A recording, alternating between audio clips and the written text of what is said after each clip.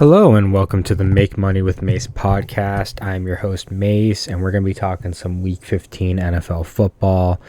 Obviously, rugged 2 days of bets between Sunday and Monday, and I was riding very high off of the Thanksgiving and the week after Thanksgiving, and just doing well there. Just ended up being not enough, and frankly, gonna just get back to basics and try to give out some good bets. Give out smart bets, give out good bets, and maybe even take a money line. Maybe do a money line parlay of teams I'm convinced should just win, even if it's by a very little bit. So that's going to be the plan. And let's talk some games and what to take in them. So first game is on. So it's a funky schedule this week because there's no more college football regular season games. So we're going to see a lot more Saturday games, and we have 3 Saturday games this week along with the Thursday game. But the first game we're talking about is the Thursday game, which is the Chargers at the Raiders and Easton Stick versus Aiden O'Connell. I think I'm going to stay away from the actual game itself in terms of who am I picking? Because there's no Herbert. The Raiders are weird. The Raiders play hard defense. I will give them credit for that. They rank 16th in defensive DVOA, which is, given their situation and the fact that their personnel isn't exactly the best, I think it's more than fair to give them the benefit of the doubt that Max Crosby is going to do something. I mean, the Chargers offense, who knows what it's going to be without Herbert heading into obviously you take into account this game and the last game where they scored 6 points. But their offense ranked 13th, which is respectable, and their defense ranks 27th, right? And I know you just don't know what the Ravens are going to do. You don't know what the I said Ravens, I meant Raiders. You kind of know what the Raiders are going to do. But yeah, I just think that a prop bet is more appropriate for tonight, depending on when you're listening. Could be in the past. I think a prop bet's more appropriate. I think that the Chargers their offensive line outside of Rashawn Slater is not very good, and I think they're prone to giving up sacks. I just want to check out line yards, DVOA adjusted line yards. So we're talking about sack rate, because sack number I'm not too concerned with. So the Chargers actually had a sack rate of 6.4% with 31 total sacks. That's because of how many dropbacks they have. Sack rate is not something that the raw sack numbers are obviously important and what you take and everything. Sack rate is more interesting because it shows the amount of times you're actually getting sacked on dropbacks, right? Just in terms of raw sacks, right? 31 is, looking at the total sacks, 31's middle of the pack, right? Tied for, yeah, that's exactly what it is. 31 is just middle of the pack, nothing too particular. But a 6.4% sack rate is not exactly great. It, 1 out of every 20 dropbacks, there's a sack. But with Easton Stick in there instead of Justin Herbert, that number's probably going to go up. So I think Max Crosby getting a sack is pretty likely because that guy's a monster. Let me pull up his stats so far this year. Looking at the PFF. Signing in. Haven't signed in a while. There we go. Yeah, he already has 14 sacks, which is ridiculous. What's his pressure rate? He's a monster. Yeah, he's got 14 sacks and 51 hurries and 7 hits. 72 total pressures. Monster. So he's going to get one. So yeah, that's going to be my bet.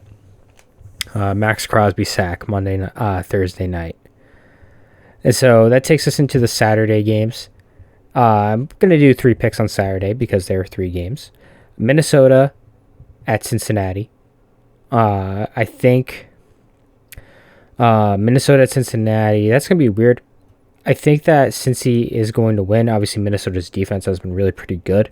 Cincy's defense is really pretty bad, so Nick Mullins might be able to do something, especially depending on the health of Justin Jefferson. But I think that Cincy probably has this. Jake Brownings looks solid. 2.5-point favorites, 3-point favorites, depending on the book. Obviously, like I said, Minnesota has good pieces and good players, but I really think that it's going to be a tough-ish game for them. I will say it could be ugly. I think the under could hit, but I do think Cincy's just a better overall team than Minnesota right now through no fault of Minnesota. And Nick Mullins is sort of the guy they're going to be going to. And I think that sort of shows the state of Minnesota right now. I mean, they couldn't score against the Raiders. And like I said, the Raiders' defense isn't outstanding. It's just the offense has been that bad, especially for the past couple weeks. This isn't like a week-to-week thing, right? So with that being said, I'm liking the Bengals quite a bit. Jake Browning has done very well for himself. The first game was rugged against Pittsburgh, but against Jacksonville and against Indy, again, those aren't jokes of teams. Those are two well-coached, well-run teams for the most part. So I think since he's got 2.5 or 3 kind of locked up, the line might move a little bit more for Saturday, but get that covered when it needs to be covered. Pittsburgh at Indy. So Pittsburgh, I'm looking at the point total, 42.5, right? We've got like a unstoppable force and movable odd game because Indy is 9-4 to the over. Pitt is 3-10 to the over. 42.5 is kind of high. I think it depends on who Pitt's starting. I think they're starting, what's it called? Probably going to end up starting Mitch Trubisky or Mason Rudolph, which aren't great. So gonna be I'm gonna probably take the under in this game. I know that Indy's 9-4, but to the over, but I don't know. I just think that I mean this could just be a really ugly game with 2 backup quarterbacks and Pittsburgh coming off a long rest. Like they should be better. Probably they're an underdog. Probably plays more to their strengths as an underdog. But yeah, I think I don't see much scoring happening in this game. I think that Pittsburgh probably plays much better defense than they did against the Patriots. And I think that Indy probably looks better defensively just because they're facing Mitch Trubisky or Mason Rudolph. Neither's great. So that's what I'm thinking when it comes to that. So from there, we've got the Sunday night game, which I'm probably just going to take the over. Saturday night game. Probably just going to take the over between Denver and Detroit because obviously Denver's been blitzing like crazy and that's how successful they've been. Go watch the Brett Coleman video on it. Shout out Brett. He makes fantastic scheme-related videos if you're interested in those sort of things. But basically they revamped the defense to a point where it's just a aggressive blitzing unit that creates havoc and causes turnovers, and that sort of unit can be susceptible to the amount of skill Detroit has, especially for guys who can get in behind like Sam Laporta or Jameson Williams, Amon-Ra. Like those guys could be able to take advantage of Denver's defensive tendencies. It's just a matter of Detroit really doing their thing and like getting back to form, and they're going to be playing in the Dome, which should be better. And just because Detroit's defense is not very good, I have 7-3 to the over in their last 10. Overall, Detroit is 8-5 to the over. It's an indoor game, so Goff will be playing better. So I think that this game will be high scoring. I like 48. That's 24-24 for the push. So yeah, I'm thinking over for Saturday night between Denver and Detroit. The first game I see on Sunday just makes me laugh because it's the Panthers and Falcons, and only God knows what's going to happen in this game. I don't know. Yeah, Carolina's money line is plus 140, and they're playing more respectable. I mean, how do I even say that? This team in defense and everything, these teams are toxic to bettors, I'd say. I think that's fair to call them that. Yeah, because 5-8 and 4-9 to the over. Carolina is 0-8 away from home, which doesn't really mean much. They've played 8 away games. Damn.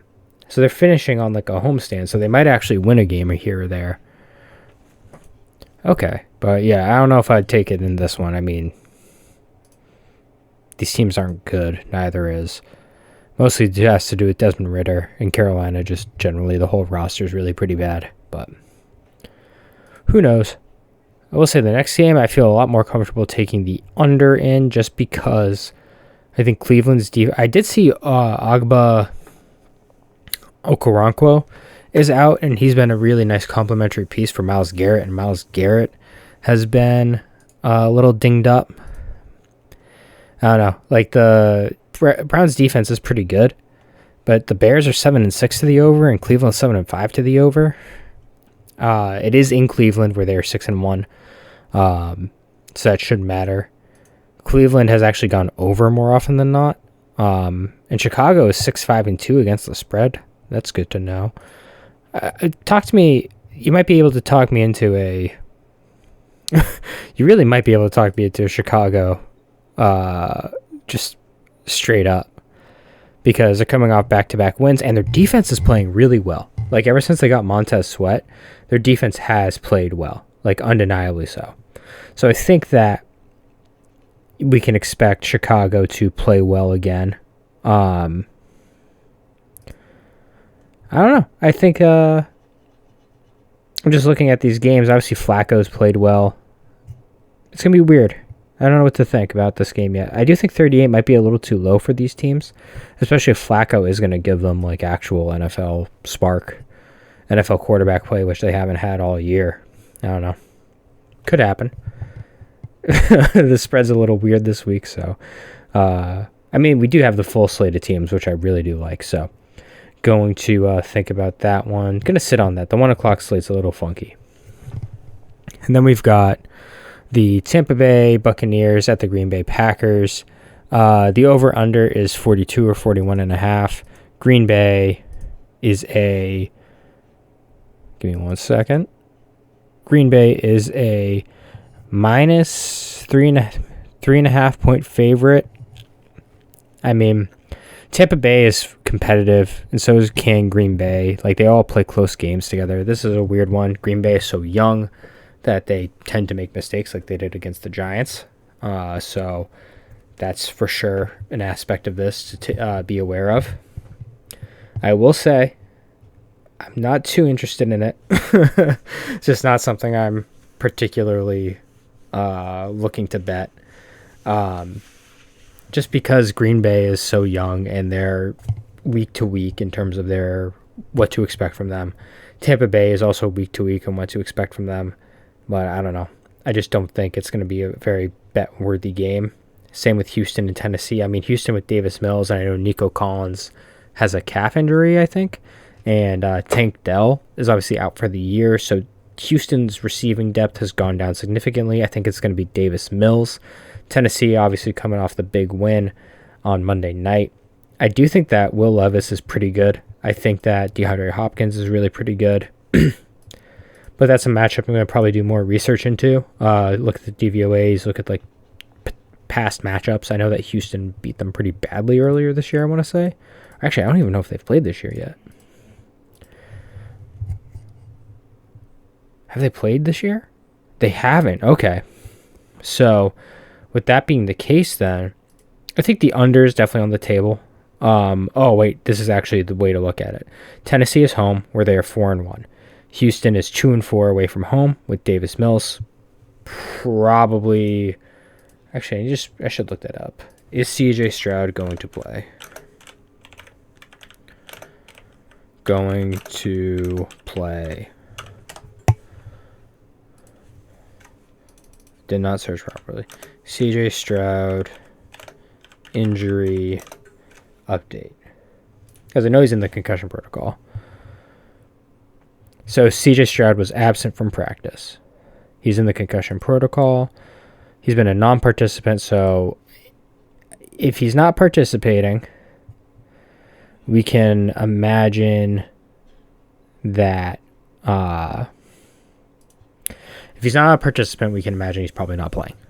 So, especially at this point in the week, especially tomorrow, or Thursday rather, today, whenever you're listening, if CJ Stroud is not a participant in practice at all, we can sort of pencil him in as not playing.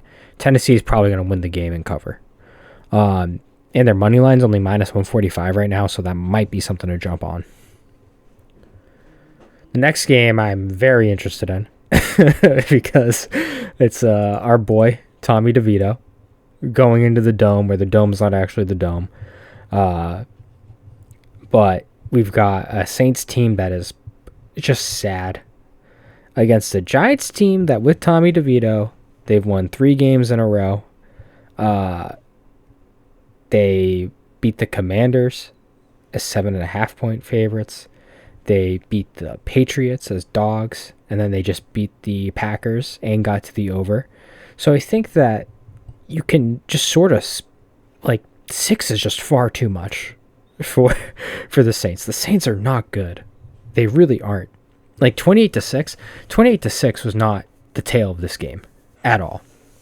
And Derek Carr is so injured and just so bad that I can't really picture him doing well against a Wink Martindale defense that blitzes like crazy, is hyper aggressive, and takes advantage of quarterbacks that panic the way Carr does. I mean, we're seeing the way his offensive linemen react to him. We're seeing the way his teammates react to him. So we really just gotta keep thinking about that. So we're I'm going with the Italian. I'm going with Tommy DeVito. I'm going with Mr. Cutlets himself. Probably going to bet this as a dog, just the spread. Money line is plus 225, which is kind of juicy. I might have to get talked out of the money line, but 6 is a lot for a New Orleans team where their defense is pretty feisty, but their run defense really isn't feisty anymore. And if anything, Saquon might be able to take advantage of that. So, yeah, just the Saints are a mess. They are not a good football team at all. So, make of that what you will. But I'm really liking the Giants in this game. Oh man, that's crazy. Yeah, so definitely thinking Giants for sure. Okay. New York Jets at Miami Dolphins. The Jets are 10-point dogs. The Dolphins obviously coming off that really bad loss. It is in Miami. Obviously, the last game was in Miami. Is that their first loss in Miami? It is their first loss in Miami. I'm going to be honestly most interested in how Tua, legitimately, it's not Tua, how Tyreek Hill looks. Because obviously Miami's 9-4, they're 8-5 against the spread, 4-2 away from home, 5-1 at home. 4-2 away, 5-1 at home now. It opened at 8.5 and it jumped to 10. So I think people are just super confident that the Jets aren't going to travel well, and that performance last week was not repeatable, which is understandable for sure. I think, 10 is quite a few points. Let me double check that spread. It opened at 10, now it's 8.5. So actually, I kind of like them by that number. If that falls anymore to 8, that's a good number. It depends on the health of Tyreek Hill. And hopefully, the Jets are just such a disaster. Zach Wilson is not, I don't know. Who knows what's going to happen in terms of that. I might have to get talked off Miami, but I think that Miami probably wins this week before they get really truly tested, because I think they go Baltimore. I think they finish Baltimore, Dallas, Buffalo, or Dallas, Baltimore, Buffalo in some order like that. So that should be an exciting last couple weeks of the season for Miami, but they take care of business here.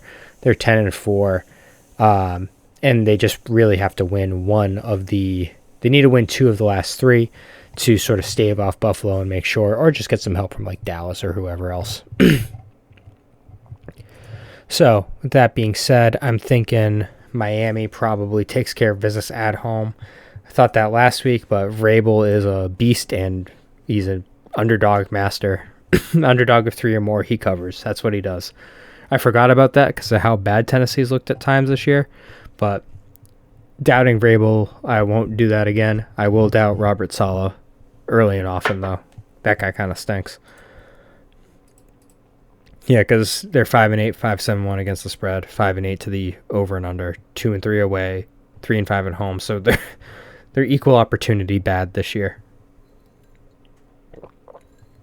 So the next game on the docket is the Kansas City Chiefs visiting my beloved New England Patriots, and I think the Kansas City Chiefs are going to kill them.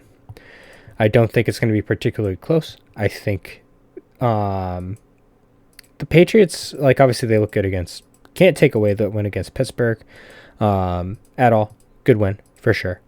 But it's just a mismatch of roster talent at this point. And the coaching is equal. Like, they open as 10-point favorites. It should not be 7.5. The Chiefs are probably going to win by more than a touchdown. I don't think the weather is going to, I mean, we saw what, this is just something I need to say as well. Bailey Zappi has played one good half of football and has scored 0 points in the other 3 halves he's played in. He's just not good. Like, it's not something I want to be like, oh, this guy's terrible. He's the worst. I hate him. It's just more like realism about the quarterback, and he's not good. It's unfortunate. And on Sunday, like, the weather's going to be okay, 45 to 41, so nothing crazy. Or I said Saturday, I meant Sunday. So nothing crazy. So I think the Chiefs are just going to get right. They've been not right the past couple of weeks. They've lost 2 in a row, which is very unlike them. They're not going to lose 3 in a row. And as good as the Patriots defense has been, they just haven't been stressed. They are holding teams below their averages. The Colts was impressive. And something to note about the Patriots too is that they are 3-10 against the spread. It's their record. They have not covered in games that they are not favored in. Obviously, they haven't been favored in very many, but like their last cover was obviously Monday, and then they beat Buffalo as a dog, they beat Pitt as a dog, and they beat the Jets as a favorite. Every other game, they were favored against the Giants. I think they might have been even favored against the Colts, or they might have been 2-point. Yeah, they were 2-point dogs against the Colts. You can't cover that. They're 3-point favorites against Washington. They lose by 3. 7.5 by Miami. They lose by 14. Obviously, the Raiders beat them by. They were 3-point dogs. The Raiders beat them by 4. Obviously, New Orleans and Dallas destroyed them. So the Patriots don't cover at all. They're also worse at home than they are on the road, which is just a new phenomena. So Gillette is not like a fortress the way it used to be. And the Chiefs are 4-2 away from Arrowhead this year. So I think the Chiefs are going to kill them. I think it's going to be a bit of a bloodbath. So just sort of be ready for that aspect of the game to kick in. And yeah, let's keep it going. The Patriots are so bad. And honestly, like the reports with Belichick and everything leaving, it's time. It's not the way anyone wanted it to end in New England, obviously, especially Belichick and Kraft, I imagine. But when the last first-round pick you re-sign is Dante Hightower and you haven't been able to develop an offensive player, like it's not even just develop. Like Jacoby Myers was a homegrown talent that you let walk. And as a coach, like this is coaching. How do you not like say you're the coach and the GM? How do you go, we have this one good receiver that is we developed. We made him good. What if we let him walk? Like that's where I'm at with them. It's just they're just not a good team. And the Chiefs are a better team than they are. Truly. So we got to have all of that into consideration as we look at this game, and probably going to be another Chiefs win against the Patriots. Andy Reid over Belichick, probably. Moving on to a slightly more entertaining game, probably. San Fran at Arizona. Arizona's a 12.5-point dog. And I just am looking at this head-to-head. It's closer than I thought. Okay, so the Cardinals beat them in 31-17 in November. Oh, that was part of the coaching wheel. I forgot. Cliff Kingsbury, for whatever bizarre reason, was actually pretty damn good against Kyle Shanahan. But obviously, this year they played once with Josh Dobbs, 35-16. The over hit. I think the over is 47.5, which might just take that.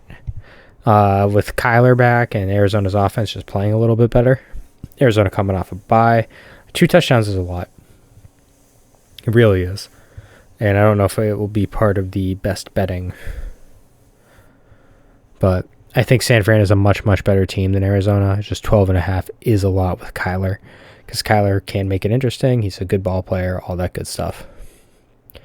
And that takes us to the Rams at the Rams hosting the Commanders. I am taking the Rams. That is a game I love. I love the Rams. I love Matt Stafford. I like Sean McVay a lot. Puka Nacua is a baller. All that. Love it, love it, love it. The Rams also a feisty 7-5-1 against the spread. 6.5-point favorites at home. Washington, kind of terrible. Not good at all. And I'm just looking at did they play? They haven't played in years, which is not that surprising. But yeah, I think the Rams are just going to take care of business at home, go for that playoff push. Massive coaching mismatch. I can just see the Rams running wild. Cooper Kupp looks right. The offensive line is mauling a little bit. Shout out Steve Avila. Shout out McVay incorporating duo and like just old school power football into his schemes. So that's a lot of fun.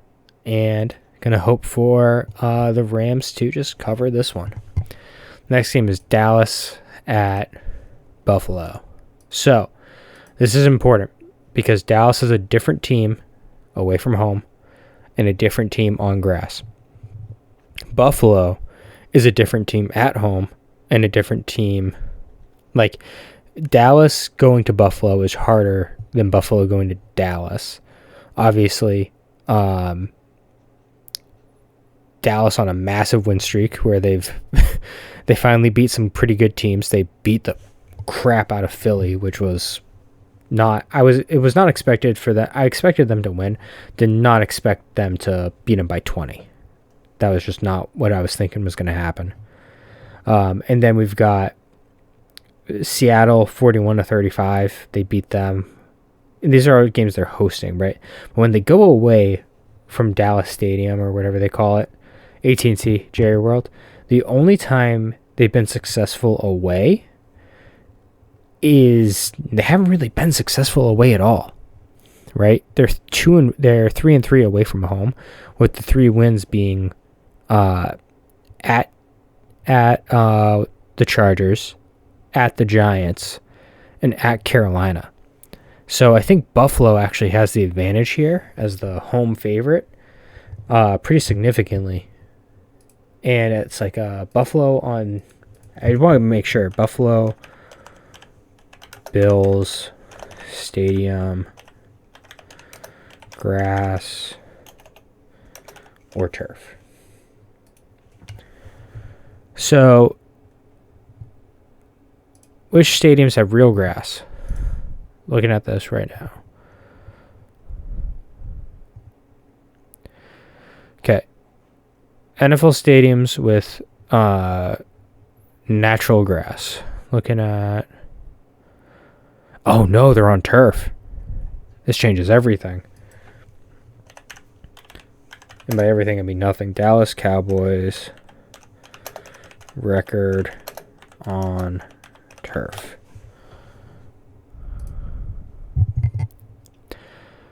That's not what I wanted to see. Dallas Cowboys record on grass. The last. That's not what I wanted either.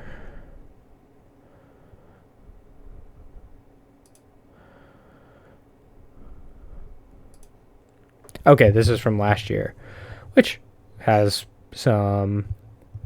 Is grass really the Cowboys' kryptonite? This is for a Cowboys article from Cowboys Wire based on USA Today. This is from Brett Coleman. Okay. After Jason Garrett pointed out how the Dallas defense appears to slow when on natural surfaces, Brett Coleman ran the numbers and concluded the Cowboys defense is second best in the NFL on turf, but only number 20 on grass. Okay, so the defense is going to ball out. That matters. So, with that being said, with all that good stuff, I'm thinking the under might. I don't know. It's going to be a tough game. It might be a prop game, like, honestly. So give me 1 sec. Let me look at this. Okay. It's a tough game to think about. So, obviously, Buffalo's 4-9 to the over. Dallas is 8-5 to the over. DVOA time. It's going to be matchup-centric, right? Where... I'm actually going to look at PFF as well. Thank you for putting up with this, by the way, listeners. There's a lot of silence in there. That's my bad.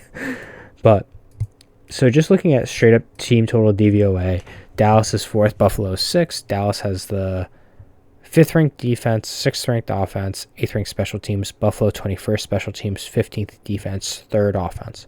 So both offenses are good. Buffalo's defense is average. And then...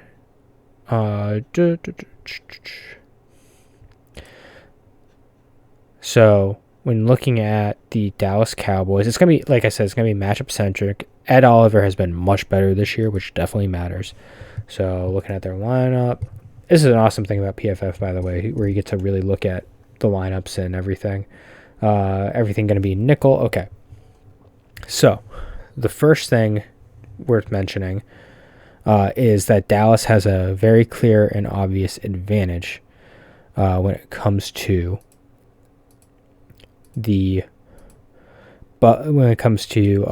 defensive line versus offensive line, right? So just looking at their defense, Micah Parsons is going to be lining up over Spencer Brown, who Spencer Brown's okay, but your Micah Parsons is just much, much better. DeMarcus Lawrence has an advantage on the interior against Osiris Torrance and Mitch Morse. He's a monster. DeMarcus Lawrence is phenomenal. And then I think they have, is that Dorrance Armstrong? Why isn't as okay? So PFF had a ridiculous for whatever reason they've had in nickel. They put players that you never really see. So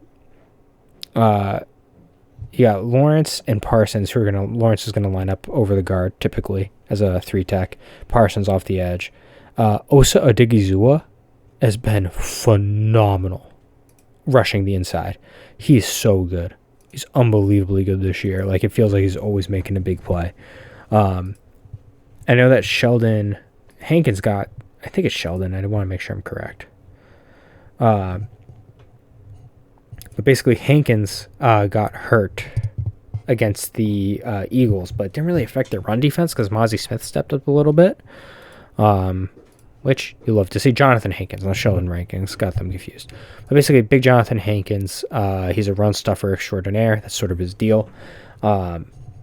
So that's sort of what you're going to look at is, like, can Buffalo just run the ball, keep Parsons off schedule, keep Lawrence off schedule, keep Odigizua off schedule, and be able to affect play that way? Can they get them off the ball? Can they slow down the pass rush in that capacity? But then the other matchup to watch is you've got Stephon Gilmore against Stephon Diggs. That should be an awesome just receiver corner matchup. Deron Bland is probably going to be lining up against Gabe Davis or Khalil Shakir, depending on what the matchup necessitates. And the linebackers are really good for Dallas. Damon Clark and Marquise Bell have been playing very well this year. So, like, it's going to be tough. And even if they go to nickel, which PFF is saying that, like, I know Dorrance Armstrong's good on the inside. I've seen Odigizua on those nickel sets before. So I don't know where this isn't like their base nickel all the time. But Dante Fowler Jr. is a good rotational edge player. And it's just going to be I can picture Josh Allen having to escape like DeMarcus Lawrence, Micah Parsons, same side pass rushes, and like be flushed right into like Oso Digizua or Dorrance Armstrong, or even like Dante Fowler Jr. on the other side. So he's gonna have to put on the cape and be Superman to take advantage of what's been a phenomenal Dallas defense, especially since it's on turf. And let me look at the weather in Buffalo. Weather in Buffalo Sunday. It's gonna be pretty good out. so realistically, we're gonna be seeing a well played football game between these two teams, and I think we're gonna see a good game out of the Dallas defense. That's what I was concerned about. So if we flip it to the other side, though, looking at their offense versus the team's defense, so Greg Rousseau has been very good, obviously, as is Rasul Douglas. Like, they're good players. You expect them to be good. I know Taylor Rapp is going to have to be filled in for Micah Hyde, which is a big deal. And just in general, I think it's a mismatch again. The Dallas offensive line is very, very good. The Dallas tight ends are very, very good. They're going to really stress the Buffalo safeties, and like everything is going to just end up stressing out what Buffalo wants to do defensively.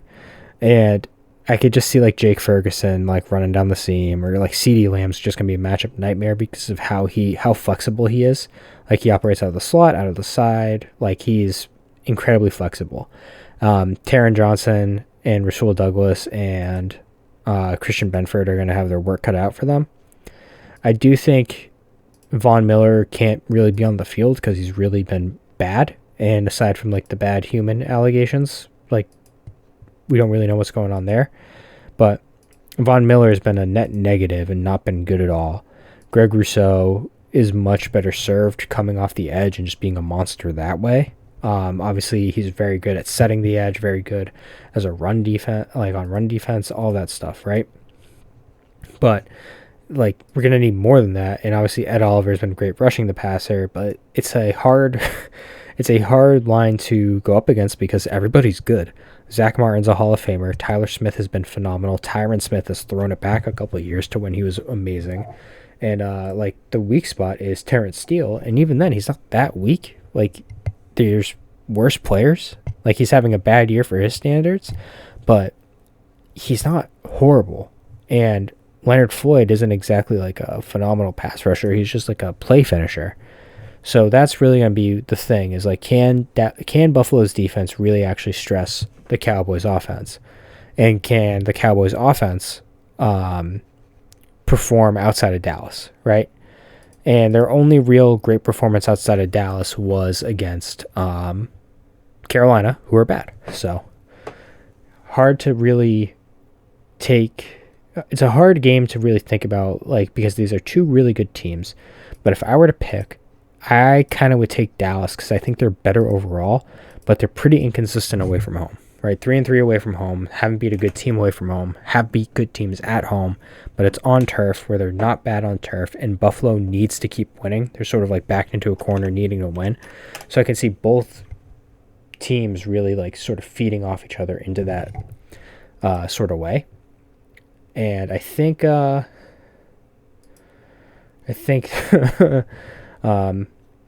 end up being like the sort of key matchup, right? The key matchup in this is for sure at least I think anyways, the key matchup is going to be the line play. I think Dallas is better on both. Dallas is just a better team.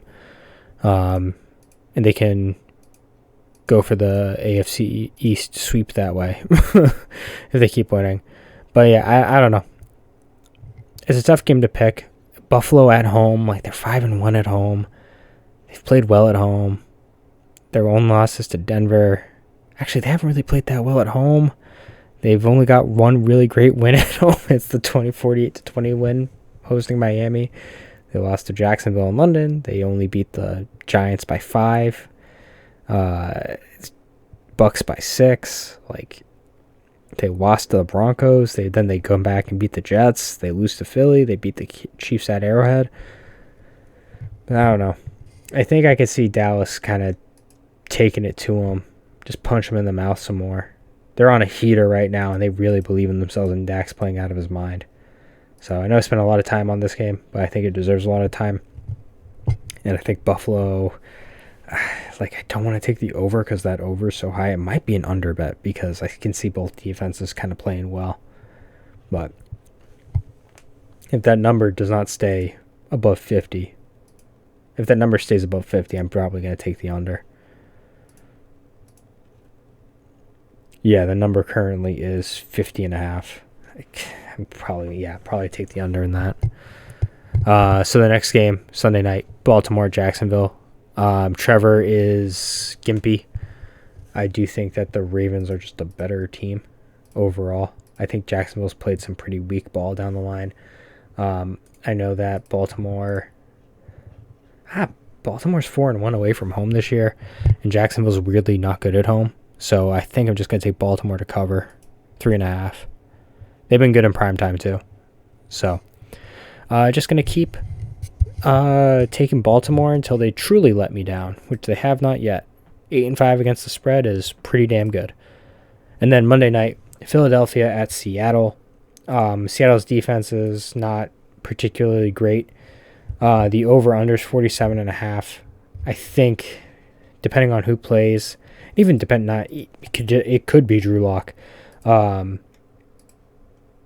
think the over is going to hit. Yeah, I'm just looking at Philly. Philly's gone over. They're 7-6 to the over. Seattle 6-7 to the over. Philly is just as good at home as they are away. Seattle's a much better home team than they are away team. So I can see that these score. I could see this be a pretty high scoring game. I could see this getting like 28-20. I could see something like that happening. So gonna think more about it when it actually gets to Monday night. But for now, just gonna sign off and sweat out the rest of this Rockets Grizzlies bet, which that was a terrible third quarter for Houston to have to make me sweat.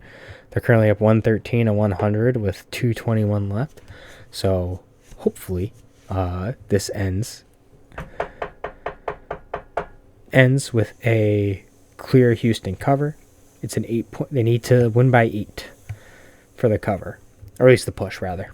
So 8 for the push, 9 for the cover. So I'm hoping that's the case. So going to be checking that out once I sign off. And just want to say, like I always say, thank you everybody for listening, leaving a like on YouTube, sharing on Spotify, sharing on YouTube, liking and sharing. All that stuff really means a lot, and I appreciate everyone who listens. So thank you a ton, and peace.